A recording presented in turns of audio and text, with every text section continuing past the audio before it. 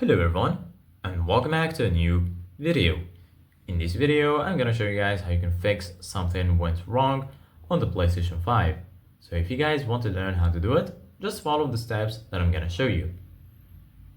As you can see guys, I'm right now on the PlayStation 5 and this is how the homepage looks like.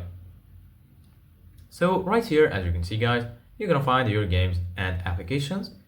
In the right, you're gonna find your game library. If you click on your game library, here you're gonna find all of your installed games and apps. If you go here to the left side of your screen, here you're gonna find PlayStation Plus and also PlayStation Store. And here in the top, as you can see guys, you're gonna find all of the sections. Here you're gonna find games, media. Right here you're gonna find search, settings, and here you're gonna find your profile icon.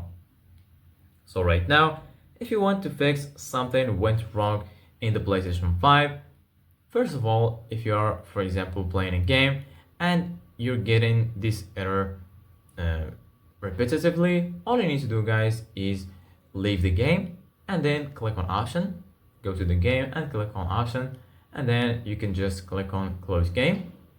And then once you close the game, click on option again, and then you can click on check for updates to check if the game needs to be updated.